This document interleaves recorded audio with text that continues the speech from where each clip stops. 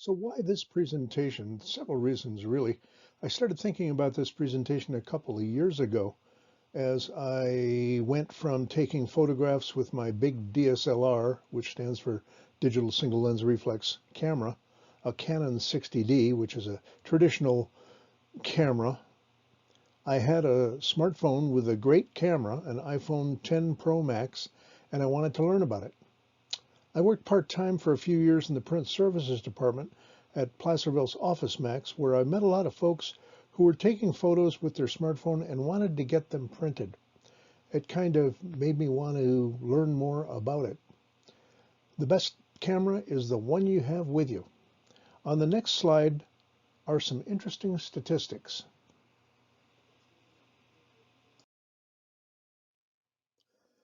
I saw this set of statistics online one time and I just thought it was incredible. It shows that an estimated 1.5 trillion photos will be taken in 2022. A trillion is a million. By 2026, that number is estimated to be 1.98 trillion. And if you're looking at mobile photos versus traditional camera photos, in 2021, mobile photos were estimated to account for 90% of the 1.4 trillion photos taken, with photos taken by cameras at 7% and tablets at 3%. In 2026, mobile photos are estimated to account for 94% of the 1.98 trillion photos estimated to be taken, while photos taken by cameras is estimated to be at 4% and tablets at 2%. So a little bit about me. I've been taking photos for over 65 years. I learned from my dad, who loved gadgets and cameras. I started with a Polaroid land camera, went to a Brownie, Canon, film and slide cameras, then digital.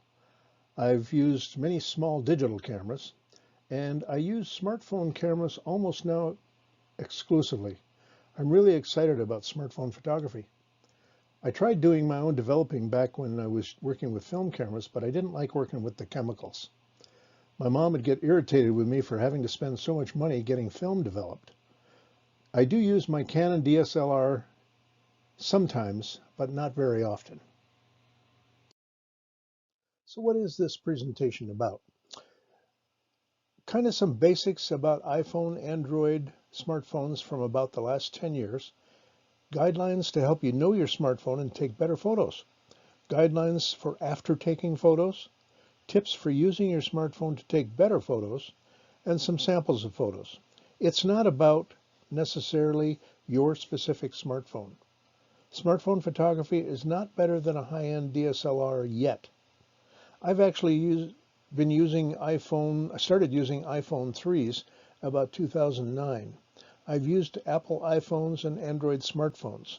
This presentation came out of my experiences taking photos using smartphones. If you have the same smartphones I have, great. If you don't, it doesn't mean there's nothing for you here. These are the front sides or screen sides of my phones that I'm going to be talking about. The two of them that I'm going to focus on are the iPhone 12 Pro Max, the one on the left. This is the smartphone I use every day and the one I use the most to take photos. It has a great screen and displays lots of colors. I used the Samsung Galaxy Note 5, an Android phone, several years ago and was able to keep it, and I now use it sometimes to take videos and photos. I also use an LG V30 smartphone for a couple of years, and I still have that one too, and I use it mostly to take video. Whenever you hear someone say the front camera, they mean the selfie camera that faces out from the screen side of the smartphone. The front camera on the iPhone 12 Pro Max is capable of taking 12 megapixel high dynamic range photos and up to 4K videos. The front camera on the Samsung Galaxy Note 5 is capable of taking 5 megapixel photos and recording video. Whenever you hear someone talk about the rear cameras, they're talking about the cameras, lenses that are on the back side, opposite side from the screen of your smartphone. This is the important side for taking most photos, unless you're doing selfies, in which case you can use the front camera. The iPhone 12 Pro Max actually has 3 rear cameras, all capable of great night mode shooting and up to 4K video. Note that each lens is considered a camera, so the cameras on the iPhone 12 Pro Max are a telephoto, an ultra-wide-angle lens, and a normal lens. The iPhone 12 Pro Max also has a LiDAR, light detection and ranging scanner, that measures how long it takes for light to reflect back from objects, which can help you measure distances and create light maps of your surroundings. That's the black circle in the lower right. The flash is in the upper right. The Samsung Galaxy Note 5 has one 16-megapixel high dynamic range camera with optical image stabilization and autofocus. It's capable of up to 4K video. The only zoom available is up to an 8-time digital zoom. The flash is on the right of the one lens. First, we're going to talk about some basic things that you can do before you even get started taking photos with your smartphone. The photos you will see in these slides, like this, are screen captures of photos in my photo gallery on my iPhone 12. Let's start off with some basics. Turn your phone off sometimes. It helps to keep your smartphone working better by cleaning out some of the internal circuitry. I usually turn mine off at night and turn it back on in the morning. Check and keep your smartphone's operating system updated. I'll show you how to do that in a minute. Close open apps. Many people keep a lot of apps on their phones open all the time and never close them. This eats up memory on your smartphone and can make them run slower and have less memory available. Make sure that before you go to take photos that your battery is charged. You can purchase external batteries to take with you and connect them to your phone via a cable. On most smartphones, the battery level indicator is on the upper right of the screen. Use a lint-free cleaning cloth and clean the lenses and clean your screen. Get a case. It's cheap protection and it helps you hold on to slippery smartphones when your hands are dry. Different smartphones have lenses in different locations. Make sure you know where yours is so you don't have a finger in your photo. If you've seen a photo with a finger in the photo, the photographer did not pay attention to that. And then learn about your smartphone. I'll have some tips about that later. On the next slide, there's a short video that will show you how I update my iPhone. Your iPhone may update similarly. You know how to check for updates on your iPhone. Just be aware that your iPhone may be different. Mine is an iPhone 12 Pro Max, so yours may be a little bit different. First of all, we're going to touch the settings icon, and then we're going to scroll down to General. And in the General screen, you'll see Software Update here at the top. I'm going to touch that. And on mine, it's already up to date, and so I don't have to do anything. If it wasn't up to date, you'll see the update that you need to update to. And you can also turn on automatic updates. And then to get out of this, what I do on mine, yours may be different, but I just scroll up. That's it. On the next slide, I'm going to show you a little video about how to update your Android. We can check for updates on an Android device. Mine is a Samsung Galaxy Note 5, so yours may be different. First thing we're going to do is we're going to pull the screen down from the top, and notice the little gear icon on the upper right corner. If I touch that, it opens up to the settings screen, and if I scroll down,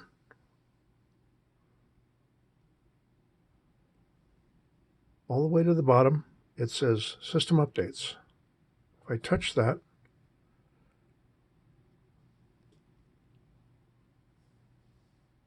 it comes up with a screen that shows a couple of choices.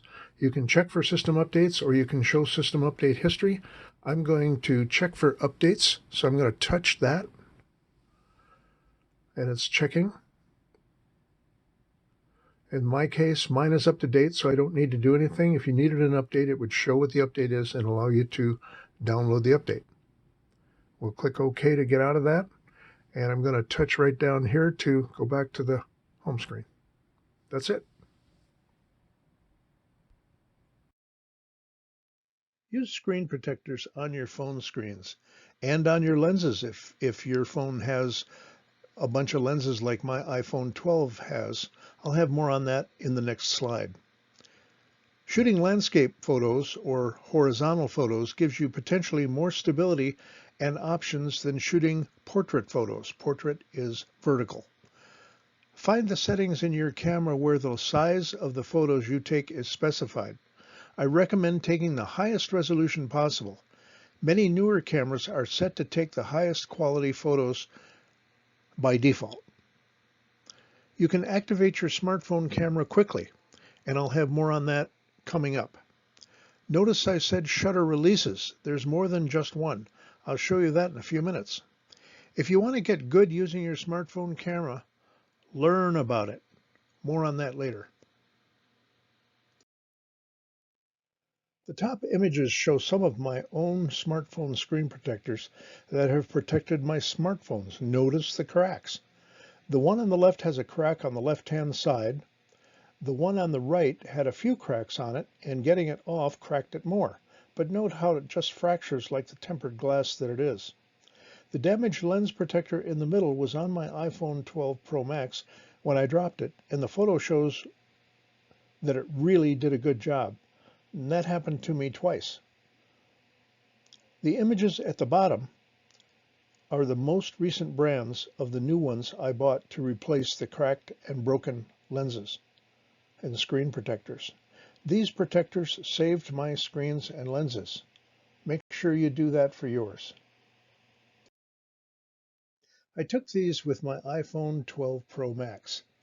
The one on the left is a portrait or vertical photograph. The one on the right is a landscape or horizontal photograph. The resolution of each of them is 4032 pixels by 3024 pixels at 72 pixels per inch. In inches, that's 56 inches by 42 inches at 72 pixels per inch. 300 pixels per inch is really what we want to be able to print. So a quick and dirty way to figure out the size print that you could get is divide the 56 and 42 by 4. There's roughly 4 72s in 300. So if I wanted to print this image at 300 pixels per inch, I could get a roughly 14 inches by 10 inches print from it without having to go and enlarge it. The resolution of the Galaxy Note 5 would be 3261 pixels by 2448 pixels at 72 pixels per inch. In inches, that's roughly 45 by 34 at 72 pixels per inch. And if I wanted to print this at 300 pixels per inch, it would work out to roughly 11 inches by 8.5 inches without enlarging it. We're going to talk more about pixels in the next slide. So what exactly is a pixel anyway? If you look up pixel on Wikipedia, you'll find this as part of the definition. A pixel or a picture element is the smallest controllable element of a picture represented on a screen. Each pixel is a sample of the original image. The more you have, the better the image. Put enough of them together and a picture emerges. On many screens, like your computer, there are 72 pixels per inch, PPI. If you move your eye close to a monitor or TV screen, you can almost see the pixels. If you want to print an image from a screen and have it look good, that is sharp, the pixels per inch needs to be somewhere around 300 pixels per inch, or, in the parlance of inkjet printers, dots per inch, since that's the way inkjet printers work, by spraying ink on paper very precisely with dots. This is a quick example of what changing sizes of photos can do if you're not careful. The image on the left is the SRS logo image file that had an original size of 160 pixels by 167 pixels at 72 pixels per inch and was enlarged to 800 by 800 at 72 pixels per inch for use on a screen. The image on the right is an SRS logo image file that had an original size of 1649 pixels by 1721 pixels at 300 pixels per inch and was downsized to 800 pixels by 800 pixels at 72 pixels per inch, also for use on a screen. Note the fuzziness of the left image compared to the right image. That's what happens when you increase the size of a low-resolution image, in this case 160 pixels by 167 pixels, to a larger size. It gets pixelated or fuzzy. Moral of the story, it's much better to downsize a large file than upsize a small file. That's why you want to make sure that you take the largest photo possible with your camera, so that if you want to print it, you can potentially downsize it to a smaller size. On the next slide, we'll take a look at a short video showing the ways, notice I said ways, I can open this iPhone camera application. Your iPhone may be similar.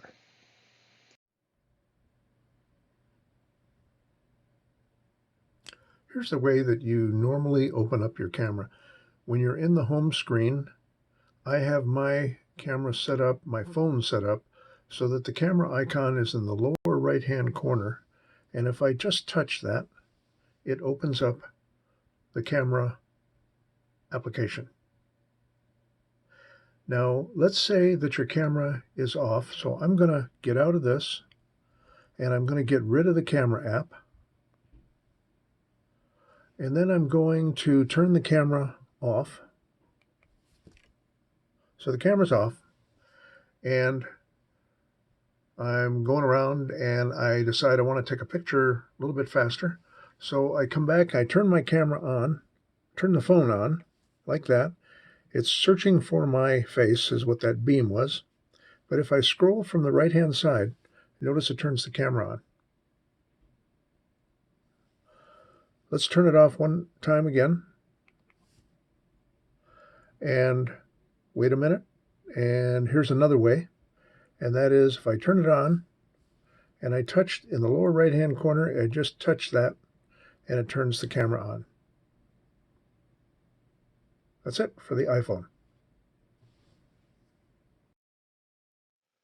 Now we're going to look at a short video showing the ways I can activate the camera on my Android phone.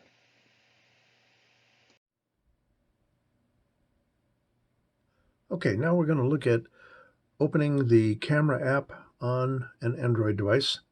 And right now this Android device, my Samsung Galaxy Note 5, is just sitting with the home screen up. And you'll notice that the camera app is right here. So if I touch that, it opens the camera app. So I'm going to close that because we're more interested in trying quick ways to get to the camera app. So I'm going to go back to the home screen and I'm going to close everything, and I'm going to turn it off. The quickest way to activate your camera is to double tap really quick on the home button. Notice it opens the camera app. Okay, so I'm going to go back to the home screen and I'm going to close it, close everything, and I'm going to turn it off. The next fastest way is to turn it on, turn your Android on, and then come up from the upper right-hand corner, and it opens up your camera app. That's it.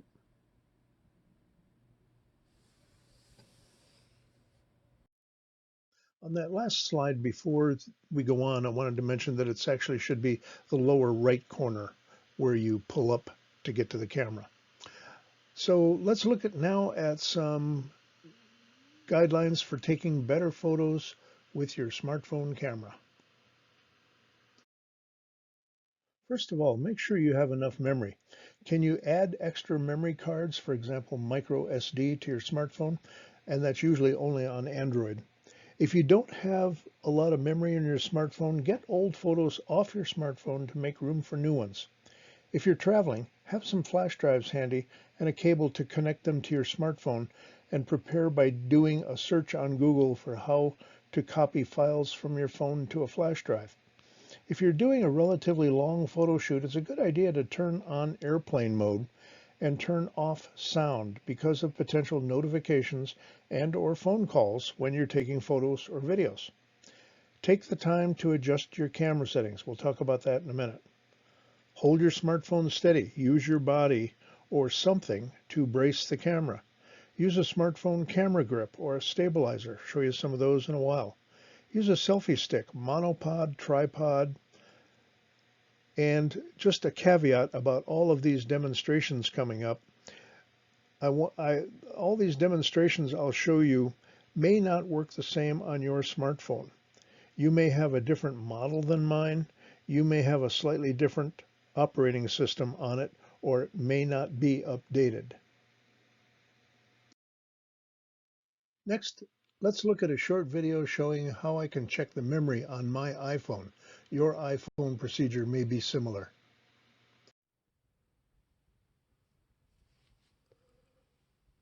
Let's look at how to check the memory on your iPhone.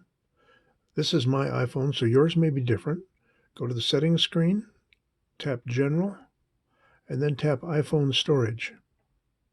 And it'll show you how much storage you have. In my case, I've got 63.2 gigabytes used out of 128 gigabytes total.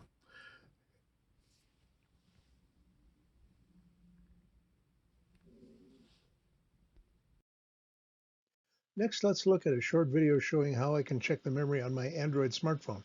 Your Android smartphone procedure may be similar. Now let's look at how to check your memory on your Android. Mine is my Samsung Galaxy Note 5. Yours may be different. You're going to pull down the top, tap on the gear button, scroll up, and check storage. Tap storage. There you'll see how much storage you are using, how much you've got left, and how much your apps take, and so forth.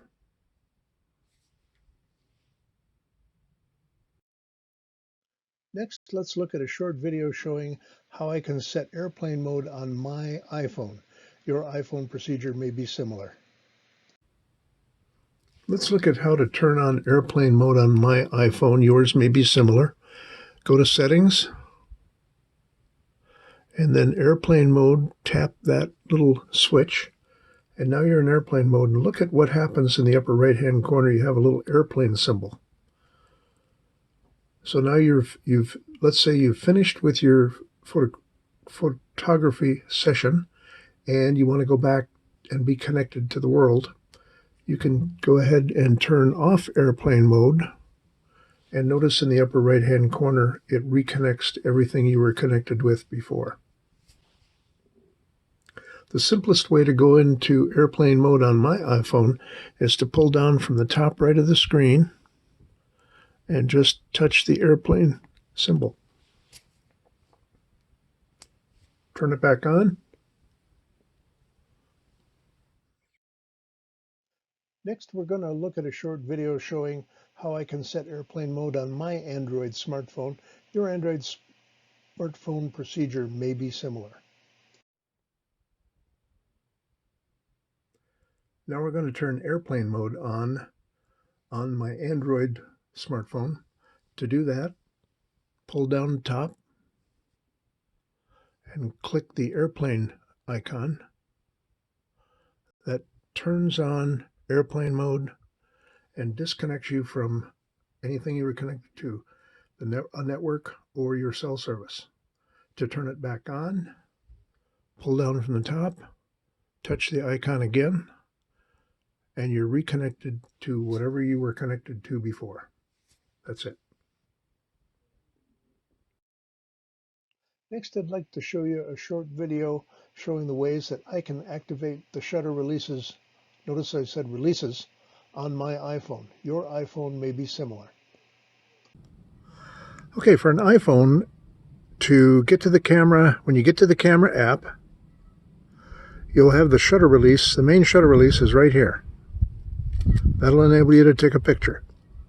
The other way to take a picture is to go up here to either the up or down volume buttons on the left-hand side and press. If I want to take a burst of photos, a lot of photos all at once, if I just touch and move it, you can see the number counting up. It'll take as many for as long as you hold the button. Pictures. Now let's look at a short video showing the ways I can activate shutter releases on my Android. Your Android may be similar. Okay, with the Android device, once you turn it on and scroll up to get to the home screen, activate the camera app, and you can then press the shutter button that way to take a picture. The other way you can do it is you can hit either the up or down volume buttons on the left-hand side. If you want to take a burst of photos, hold this button and you'll see it count up, and that's how many pictures it took. The Android will take up to 30 pictures. Now we're going to look at setting some of the camera settings on my iPhone. Your iPhone may be similar in the way that you do camera settings. Now let's take a look at some of the camera settings on the iPhone. Yours may be similar. Along the bottom, we've got a bunch of different camera settings, from time-lapse to slow motion, video, photo, portrait, and pano. I'm going to go back to photo for our purposes. And then the circle at the bottom right, we'll switch it around.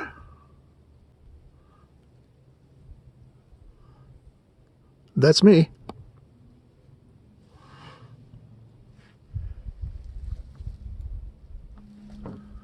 Now notice that below the picture there, you can see 0.5, 1x, and 2.5. That indicates on this particular phone, it indicates that there's a 0.5 ultra wide angle, a 1x, which is actually a wide angle, and a 2.5, which is a telephoto. Those are the built-in cameras that are in the rear side that you see, the 3 cameras. You can choose them by, when you hold on it, you can go up to the next one, 2.5, or you can zoom in to 12 times. Note if you do that, you're going to have not as good a quality of picture. There's 0.5, and you can just tap on them to do that.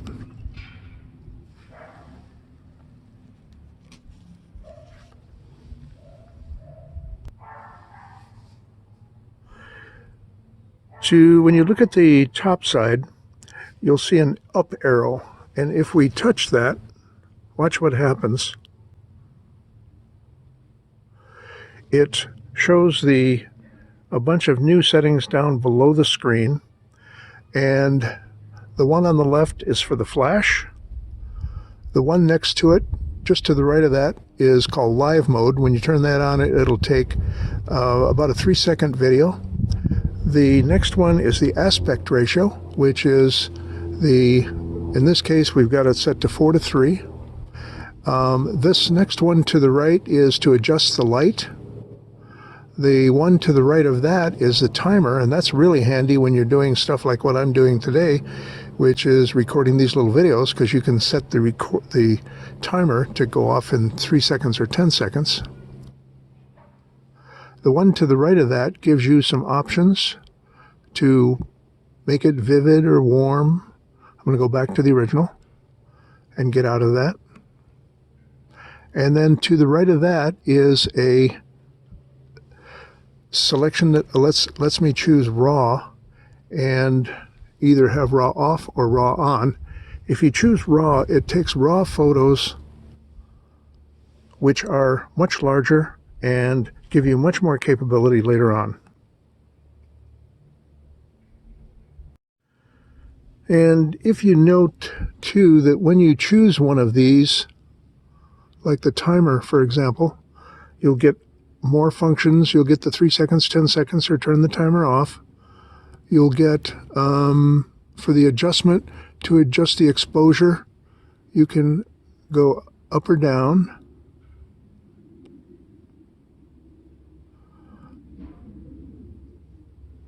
And then you can just get back to the normal look.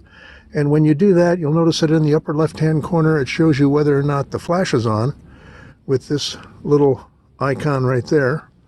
And then it shows you whether RAW is turned on or off and whether you're in live mode or not. And then in the lower left-hand corner, you notice we have a little icon, and what that is, it's just showing you, when you tap it, you can go to the gallery to see the pictures that you've just taken, and you can scroll through them.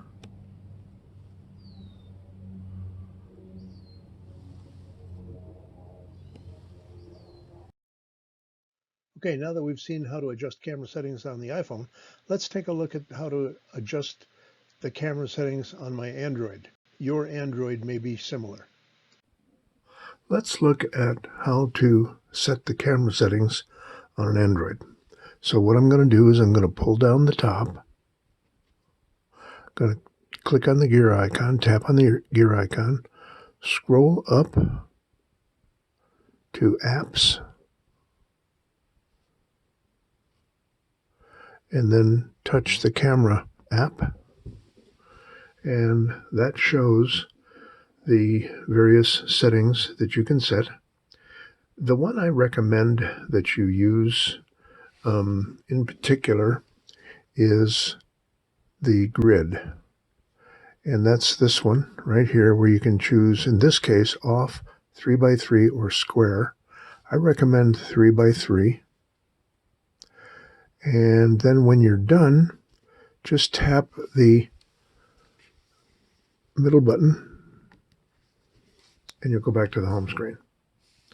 So now when you open your camera, you'll notice, just barely, you'll notice some grid lines there. And that's just really helpful for aligning things. Settings on the Android device. So I need to turn it on.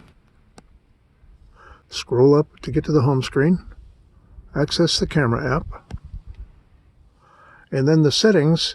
If I scroll to the right, there's a bunch of things that'll show up on the screen to give you access to different things, pro mode, panorama mode, selective focus, and so forth. If you scroll to the left, you'll get different types of ways that you can make your photo look. Let's go back to the original. Now up at the top, you'll see you've got the selfie mode again. So if I turn that around, you'll see me taking this. Yay! And then you can also choose HDR mode, which is high dynamic range, and it'll make things more vivid, the colors and the lighting better. And usually what it'll do is it'll take at least 3 shots and blend them together. And then next to that is the flash, and we had turned it off. And then next to that enables you to get to the settings screen for camera settings, which we've already looked at. You'll probably think this is silly, but this is one of the most important slides of the whole presentation, and it's about holding your smartphones. If you're just holding your smartphone by itself, use both hands, if possible, and pull your elbows in toward your body to give you more stability. When your arms are outstretched in front of you, holding the smartphone, it tends to be more unstable, shaky. If you can, brace yourself against something, a tree, a pole, a wall, etc., or use various accessories to help you hold the smartphone steady, such as selfie sticks, tripods, monopods, camera grips, stabilizers. A good example is when I take a lot of pictures with my iPhone off of my back porch, and I usually wrap my arm around one of the poles that holds the roof up, and that gives me more stability when I'm taking a photograph.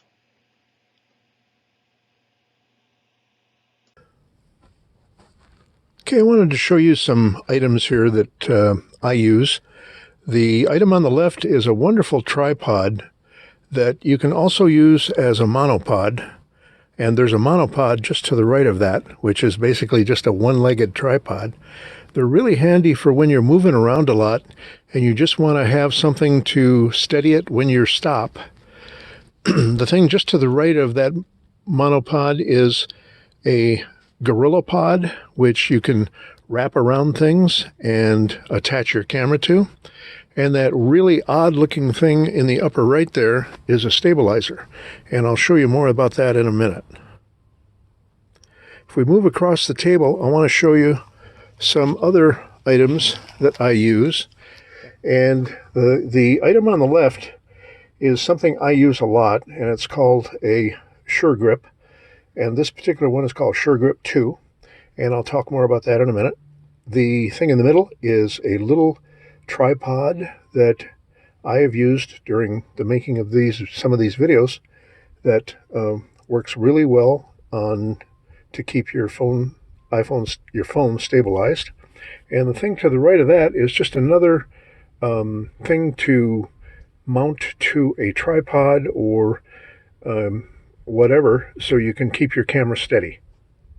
This is that stabilizer that I talked about, and right now I just got the iPhone put in it, and if I turn it on, watch what happens. It brings it up right in front of you, and then as you move it around, it keeps your iPhone level. If I double tap on the power button, it turns it horizontally. These are really handy for walking because they keep your cell phone stable.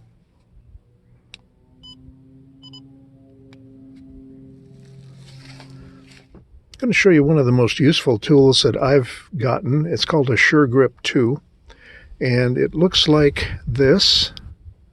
You can see it has a grip to hold the camera. And when I attach it to the camera, like this, it gives you a good, solid grip. And the thing you need to do is we're going to need to turn the phone on. And then if I scroll down on my phone, turn it on again here, if I scroll down, I can choose Bluetooth if it's not connected. In that case, it was connected. So I'm going to choose Bluetooth. And then I'm going to go in and I'm going to look at the Bluetooth settings. And my Shutter Grip 2 is already connected. If it wasn't, I just press and hold the button and it automatically connects. Right there.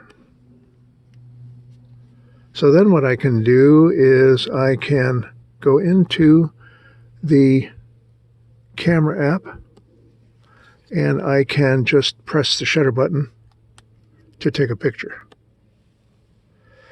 The other thing that's really nice about this Shutter Grip that I really like is a couple of things. First of all, the shutter comes off and you can use it away from the grip. You can also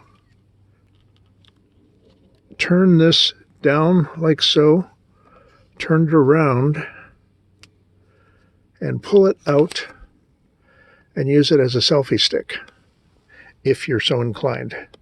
Or you could walk with it like this. And it has a mount in the handle for the shutter release. So you can put it right there, and you can hold it, and you can take a picture. It's a really handy device made by Just Mobile. Okay, one of the other things I wanted to show you finally was this tripod that I've been using to hold the phone that I'm taking a picture of or taking videos of. And it is just a wonderful tool. Let me show you how it works. So this is it. And what happens is you can turn this to extend it and give it 3 legs. And then you can undo these latches to raise it really high. and then you close them like that. And you can see how tall it gets to be. And that up at the top, let me show you what that is that comes with it. When I want to collapse it, I just open that latch, open that, close it, loosen that, and take it up, tighten it again. And you notice it comes with this really nice grip here that you can use to put your phone in. And it tips around like so. And it has detents so that it will go like in increments. And you can also use it as a selfie stick if you want to. So you could turn your phone like this, tighten it up, and use it as a selfie stick. Really handy tool, and it's really cheap. It's under $20. Highly recommend it. Let's take a look at some more guidelines. If you're taking photos in bright sun, try to shade your screen so that you can see what you're taking. Use a screen hood. Make it or buy one. When you're taking photos with your smartphone, make sure to breathe easy or hold your breath. When you touch the shutter button, remember that smartphones are more prone to movement due to their size and light weight. Gently touch the shutter button. If you really want to control it better, use the built-in shutter timer on your smartphone. Learn to use Bluetooth and a remote shutter. Note that sometimes camera grips come with a removable shutter. An Apple Watch makes a great remote. It has a camera remote app. Just put your camera on something, a rock, a railing, etc., or use a tripod. You can see what your iPhone camera sees on your watch and use it as a shutter release.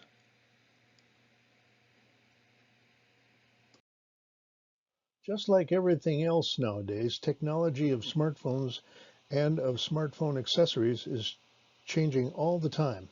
Example one is a ShiftCam Pro Grip. This was a crowd-funded project on Indiegogo in 2021. The second example is a Fjorden iPhone camera grip.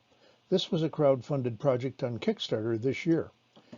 It works with an app from Fjorden.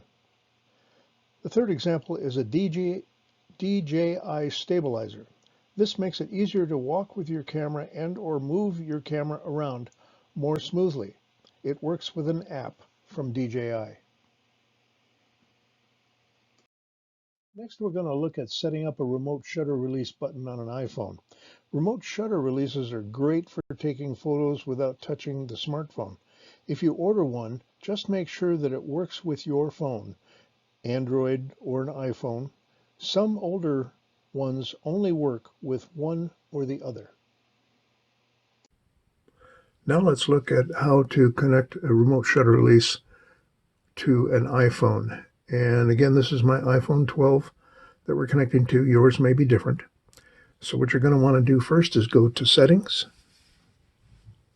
and then you're going to want to tap the Bluetooth switch, and it's going to show you a list of things that it has connected to before. In my case, I've connected to the Shutter Grip 2 before, so it automatically has connected. If it's not, what you would do is click the shutter release button, and it should connect within a few seconds. Now let's see how to set up a remote shutter release button on an Android. Now we're going to connect a remote shutter via Bluetooth.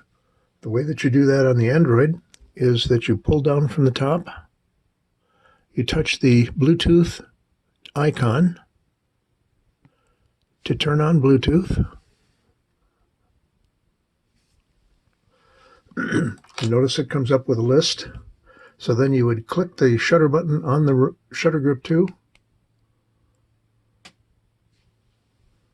and it should automatically connect.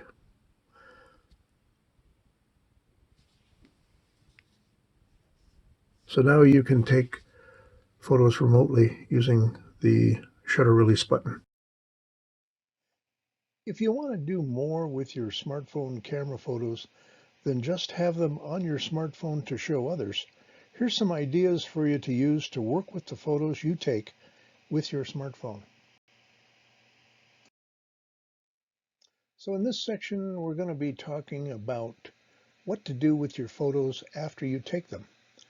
A lot of people just leave them on their phone. I've got this kind of broken down into 4 parts.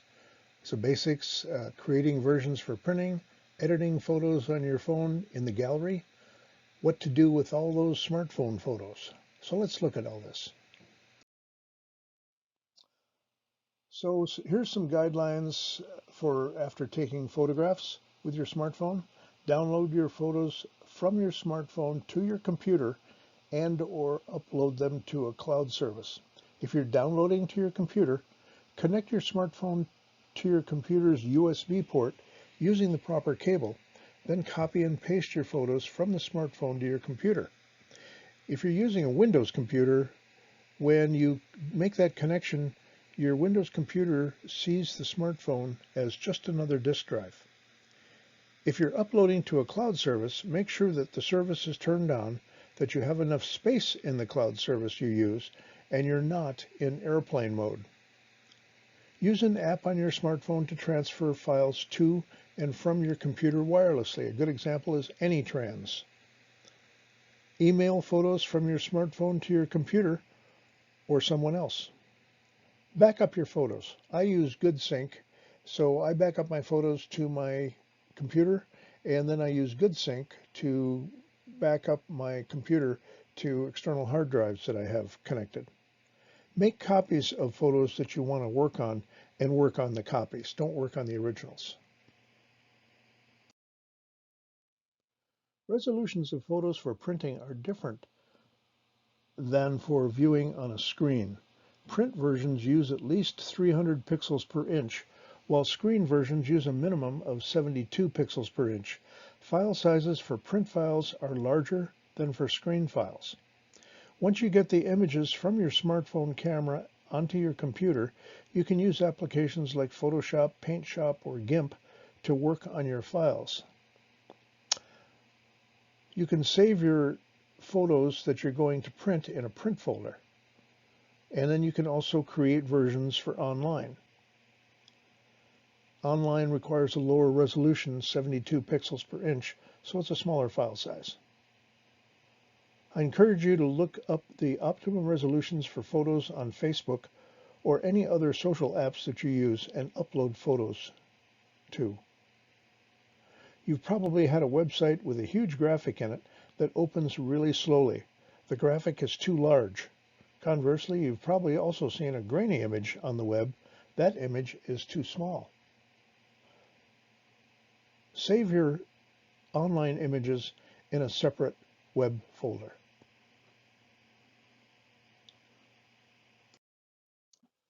Again, I want to talk about some smartphone photo sizes versus traditional printed photo sizes.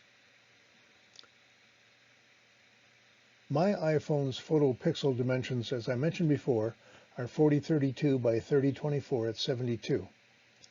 And that equals 56 inches by 42 inches at 72. If you print one of the photos from this iPhone to a printer, you'll be able to get a good, roughly 8 by 10 printed photo, and larger. Traditional photo example sizes are 4 by 6 at 300 pixels per inch, 5 by 7, 8 by 10, 16 by 20, etc. And then I'm going to show you later some examples that I printed from my computer.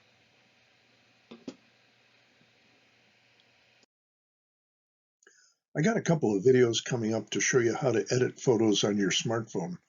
The basics are you open the gallery to show all your photos, you tap a photo to work on it, you edit it, tap the things you want to change, make the changes, and leave the screen. Finally, here are some ideas about what to do with all those photos on your smartphone. You can copy the photos from your phone to your computer, print and put them in albums if you want to. You can use a program on a computer to create a slideshow, MS PowerPoint, Adobe Photoshop Elements, etc. You can create a video of images and upload it to YouTube. You can also create a video of images and put the video slideshow on a DVD or CD. Then, of course, you can always have someone print and make albums or create a video slideshow from your images for you. Let's look at a short video showing the ways I can edit photos on my iPhone. Your iPhone may be similar. Okay, now let's look at how to do edits of photos on the iPhone itself. You're in the camera app, and notice on the lower left corner there's a little icon that actually shows the last photograph that you took. So let's look at that photograph in the gallery. If I tap on it, it brings up the gallery, the photo in the gallery, and you notice one of the options way down there on the bottom is edit. If I touch that, it opens up the photo in the editor. And the main three icons in the editor are the icons on the bottom. Starting on the left is will adjust the contrast and the saturation and so forth. The middle one will give it some various built-in filters. Notice the name filters up at the top. And the rightmost one will allow you to crop or straighten your image, flip it, and so forth. Let's look a little bit more at the one on the left, the one with the exposure that adjusts the exposure.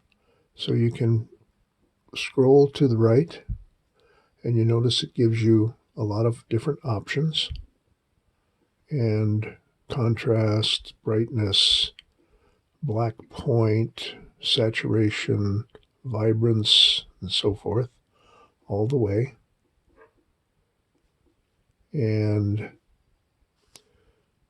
the other thing to just notice is at the top, when you change what's at the bottom, like this one, for filters, it gives you the name filters at the top, of course. And when you change it to the crop tool, notice on the upper left-hand corner there, you've got some options for flipping and rotating. And then for any of the screens, any of the options in the upper right there, the icon from the second from the right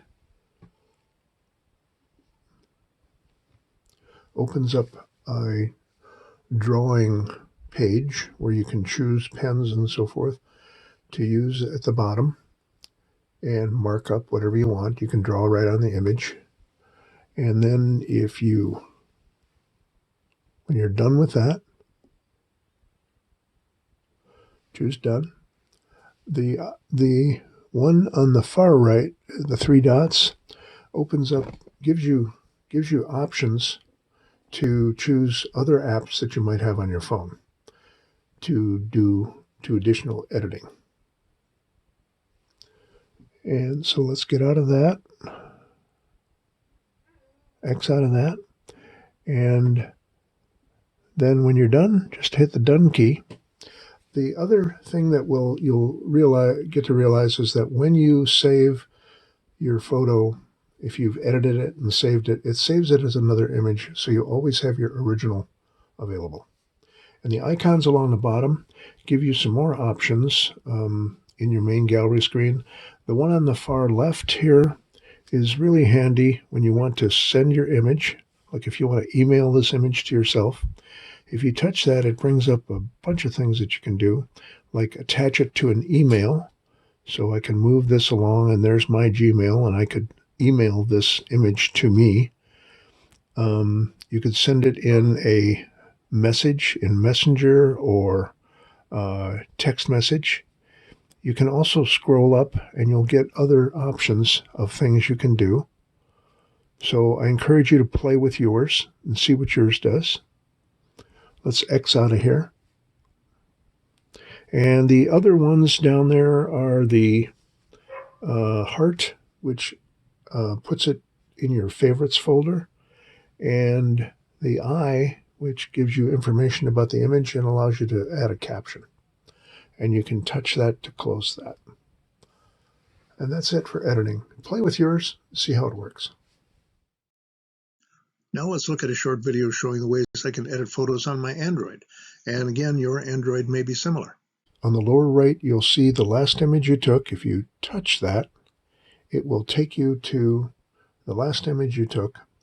And you notice that some of the options on the bottom, and you can touch that to bring the menu items back. One of them is Edit.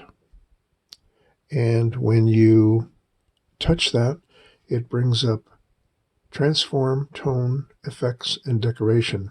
So transform is things like cropping and rotating and so forth. Tone is changing the tone of the image. Let's look at that one.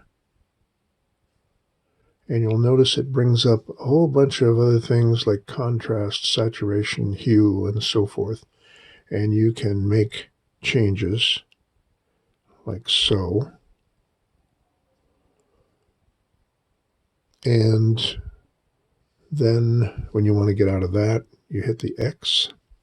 And things like the effects, it's kind of like the, it just gives you warm, different tones that you can choose and adjust. We'll get out of that. On the far right one, which is decoration, you can add stickers and other images. You can create a label and so forth. Draw. So we're back at the image, and if you want to get it to come back up on the screen, all your options, just tap the image. And if I tap the upper left-hand side here, it goes to the grid, which shows you everything in your gallery. And you can choose other images to work on. Go back to the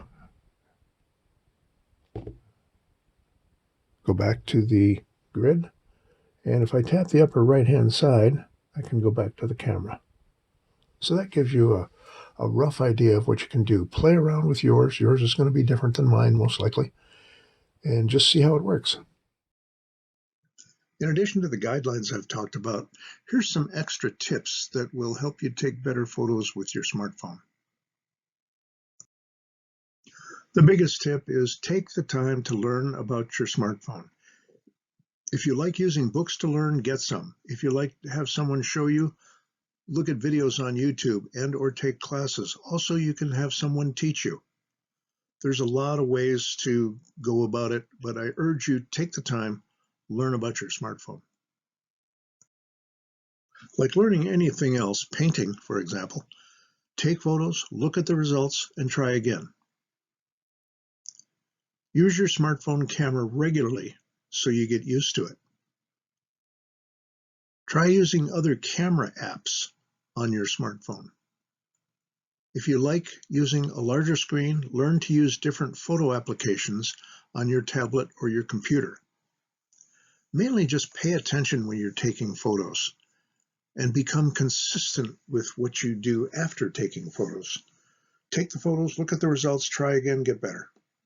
And some of the other camera apps I've used are Open Camera, Halide, and then there's Photoshop camera apps.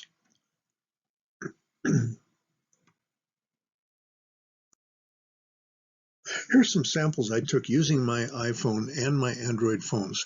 All of these photos have not been retouched and are exactly as they were taken. This first sample was taken with my iPhone and is what a normal photo looks like from my iPhone. It uses one of the built-in lenses. This is the normal lens that's used to take most photos. This was taken with my iPhone and is what an ultra-wide angle 0.5 photo looks like from my iPhone. It uses one of the built-in lenses.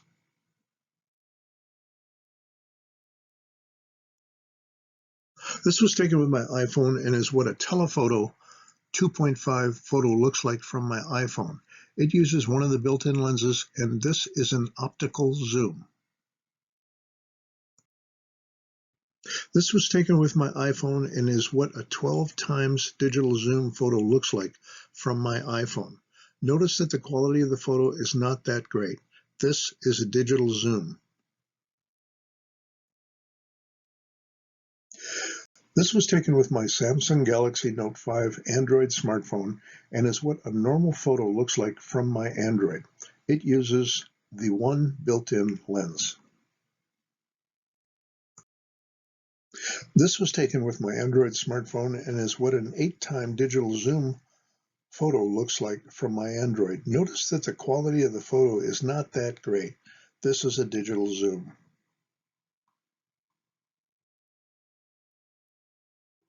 I thought as a final image I'd show a compare and contrast. The bag on the right is the case that I carry my Canon 60D DSLR in, along with lenses, filters, etc. The bag on the left is the case that I can carry my 3 smartphones, camera grip, and even that stabilizer folded up. The items in the middle can be used with either.